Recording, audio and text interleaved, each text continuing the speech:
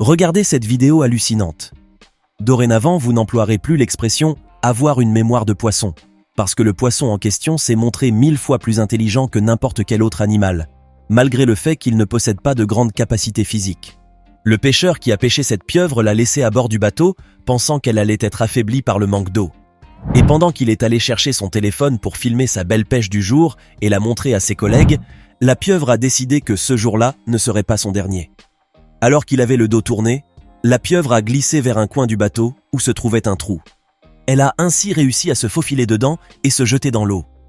Quand le pêcheur était de retour, il était si choqué par ce qu'il voyait qu'il n'a pas eu le réflexe d'arrêter sa victime et a préféré filmer la scène de risque qu'on ne le croit pas lorsqu'il la racontera. Incroyable pour un animal sans cervelle ni vertèbre, n'est-ce pas? Vous voulez voir d'autres vidéos insolites avec des poissons? Alors installez-vous sans plus tarder parce que ça commence tout de suite. C'est parti!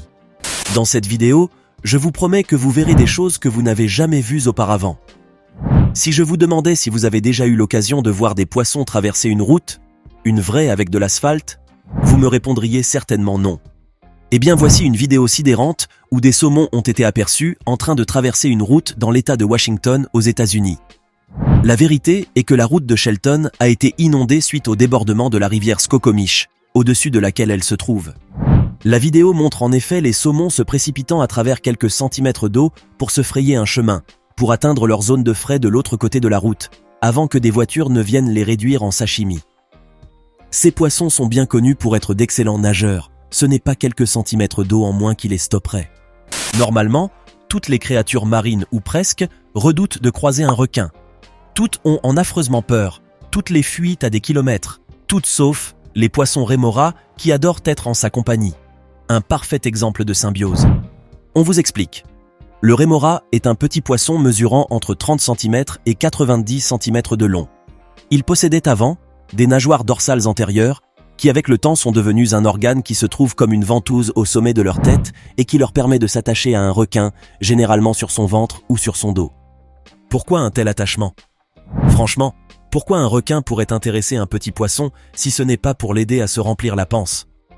Les rémoras mangent simplement les restes de proies abandonnées par le requin et les parasites présents sur sa peau et dans sa bouche. Cela l'arrange bien car ces parasites l'irriteraient autrement. Ainsi, le rémora reçoit une source de nourriture pratique, les requins les protègent des prédateurs et leur permettent de se déplacer sans frais, à travers les océans, et en échange, les rémoras gardent les eaux exemptes de débris autour du requin, empêchant ainsi le développement d'organismes malsains à proximité. Un échange de bons procédés, du business marin quoi. Regardez ces images insolites, elles sont vraiment troublantes. À votre avis, qu'est-ce que font ces milliers de poissons dans cette route au milieu de nulle part? Vous n'avez aucune idée? Eh bien personne ne sait en vérité. Si ce n'est que cette vidéo déroutante a fait le tour d'internet et a provoqué une marée de commentaires. On y voit des tonnes de poissons se débattant et s'effondrant sur une route sablonneuse. Ils semblent avoir la même taille et la même forme. Face à ces images, certains internautes pensent que cette scène horrible pourrait être le résultat d'un assèchement soudain d'une rivière en raison d'une sécheresse extrême. D'autres, plus raisonnables, relient ce phénomène à un événement malheureux qui se serait produit alors que les poissons étaient transportés par camion vers un étang d'empoisonnement.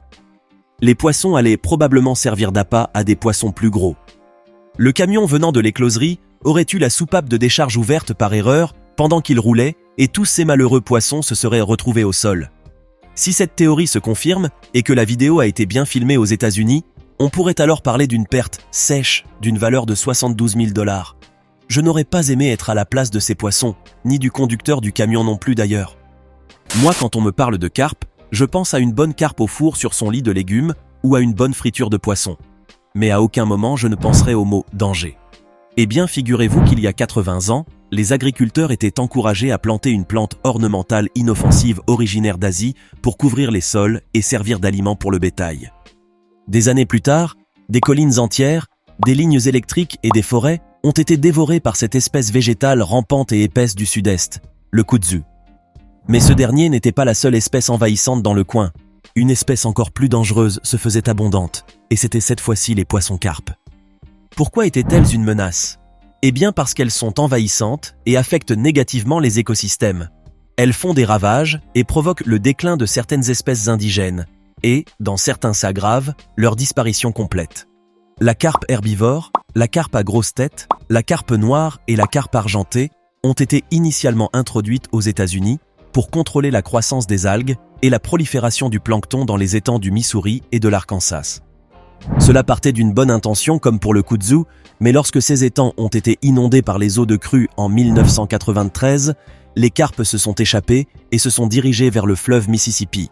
Ensuite, elles se sont reproduites à une vitesse grand V, CE, qui a entraîné une propagation inattaquable sur toute la longueur de la rivière et dans plusieurs de ses affluents, notamment les rivières Cumberland et Tennessee.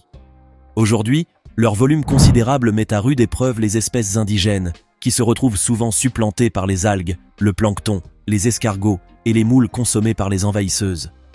Sans oublier les plaisanciers qui naviguent sur les voies navigables et qui les trouvent infestés par la tristement célèbre carpe argentée qui a la fâcheuse habitude de se jeter hors de l'eau comme des javelots lorsqu'elle est effrayée par le grondement d'un moteur qui approche.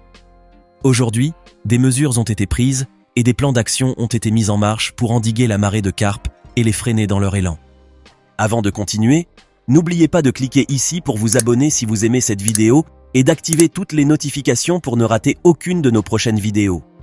Cette petite tête que vous voyez au loin n'est pas celle d'un dauphin ni celle d'un cheval, qui, je le souligne, est un animal qui sait parfaitement nager en mer et qui a plus de chances de se trouver là qu'un cerf.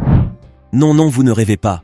L'animal que vous voyez en train de nager tranquillement en mer est bien un cerf. Ce qui est étonnant dans cette vidéo est qu'il semble venir du large vers le bord. Cela me pousse donc à me demander naturellement d'où il vient. En tout cas, c'est un très bon nageur. Et un chanceux aussi. J'en connais des requins qui auraient bien aimé croiser son chemin et lui faire sa fête. Saviez-vous qu'il existait des poissons lampes de poche? Non, je ne rigole pas. Je vous rassure, vous n'êtes pas inculte. Vous n'êtes pas le seul à faire cette découverte fascinante, puisque le tweet qui les a révélés n'a été publié que récemment. Ces poissons lumineux possèdent des lumières qui clignotent sous les yeux. Mais ce n'est pas le plus troublant chez eux. Les organes lumineux situés sous leurs yeux sont remplis de bactéries bioluminescentes symbiotiques qui peuvent briller de différentes couleurs. Ce phénomène fascine encore aujourd'hui les scientifiques qui tentent de comprendre comment et pourquoi les poissons lampes de poche utilisent cette lumière pour manger, s'accoupler et échapper aux prédateurs. Il existe plusieurs espèces de poissons lampes de poche dans le monde et leurs organes lumineux fonctionnent tous différemment. Certains allument et éteignent la lumière en faisant clignoter une membrane en forme de paupière, un peu comme un interrupteur classique. Quant à d'autres, ils couvrent la lumière en faisant tourner leur organe lumineux dans une pochette sombre, comme un interrupteur rotatif. Ces poissons sont généralement noirs et gris. Ils préfèrent les environnements sombres comme les grottes et les surplombs. Ainsi, ils finissent par ressembler à une paire d'yeux effrayants et brillants sans corps, comme ce que vous voyez là.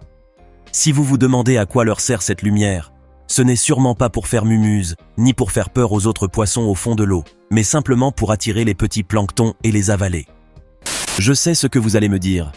Encore une nouvelle vidéo sur le prétendu monstre du Loch Ness. Oui, je vous l'accorde, jusqu'à présent.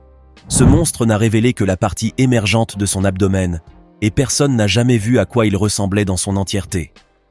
Cela pourrait nous amener à nous poser des questions sur la véracité de son existence. Cela conforte l'idée que cette histoire n'est rien d'autre qu'une légende. Mais alors comment vous expliquez alors les images qui vont suivre? Cette vidéo a été capturée par des étudiants en cinéma dans le Northwest Regional College de Derry. Ils prétendèrent filmer à Lough Foyle dans les eaux irlandaises dans le cadre d'un projet de film universitaire. Le groupe affirme qu'ils étaient à Lough Foyle, Donegal, en train de tourner leur court-métrage Fishing with David Lynch lorsqu'une énorme forme sombre les a dépassés à toute vitesse dans l'eau. Et ils confirment que cela n'était bien évidemment pas prévu dans le script. Les étudiants affirment aussi qu'il ne s'agissait pas de baleines, bien que ces mammifères ne soient pas si rares dans le Lough. Toutefois, plusieurs critiques ont souligné un certain nombre d'incohérences dans les images, et certains pensent qu'il s'agit d'un trucage. Il y a d'abord des câbles qui semblent provenir de l'un des bateaux que vous voyez là, et il y a également une masse continentale à l'arrière-plan de la vidéo représentant Howth, vue depuis près du port de Dún-Laoghaire, à 209 km de Lough Foyle, ce qui suggère en outre que les deux hommes ne filmaient pas dans le Lough tel qu'ils l'affirmaient. Monsieur Mellarquet, l'un des deux étudiants, nie le fait qu'il s'agit d'un canular, déclarant que ce n'est pas avec 2 minutes de vidéo qu'il ferait le buzz. En tout cas, que ce soit vrai ou pas, le buzz a été fait. Si vous pensiez que les POC étaient des animaux sans défense, eh bien vous vous trompez. Ils ont des défenses et sont même très dangereux avec. Ces images vont vous choquer. C'est celles de phoques tueurs qui ont largué les amarres en Grande-Bretagne, au large des côtes du Pembrokeshire, une première au pays de Galles. Et ces mammifères marins ne sont pas venus les mains vides. Ils sont arrivés avec des marsouins fraîchement tués pour les manger. Bien que l'on sache que des mers meurtrières se cachent dans les fonds marins du continent, c'est la première fois que ces animaux sont observés autour de la Grande-Bretagne. L'une des séquences montre un mâle arrachant avec contentement des morceaux de graisse à sa proie, alors que l'eau tout autour devient sanglante. Et comme les marsouins sont de taille similaire à celle des hommes adultes, cela veut dire qu'ils pourraient même s'attaquer aux humains. Normalement, les phoques gris sont réputés pour être plutôt joueurs et amicaux. Ils peuvent atteindre 3 mètres de long, mais se nourrissent normalement de poissons pas plus gros que le saumon. C'est pour ça qu'en voyant cette colonie de phoques assoiffés de sang et de chair bien grasse, exactement comme celle des marsouins, tout le monde a été choqué. D'ailleurs, de récentes recherches aux Pays-Bas ont conclu que des centaines de marsouins morts portèrent les marques révélatrices d'attaques de phoques. De plus, de nombreuses carcasses mutilées et échouées sur les plages populaires ont été retrouvées. Cela confirme une étude de l'université d'Utrecht qui a déclaré que les phoques pourraient avoir développé un curieux penchant pour les marsouins après en avoir échantillonné certains, capturés dans les filets de pêche. C'est à vous glacer le sang. On finit avec ces images étonnantes, celles d'un banc de poissons clowns qui suivent un petit canard qui nage dans un lac. Tous sont colorés, ils font à peu près la même taille et suivent les pas, enfin les brasses du petit canard, comme si c'était leur mère. Le spectacle est vraiment saisissant. Décidément, la nature ne cessera jamais de nous étonner.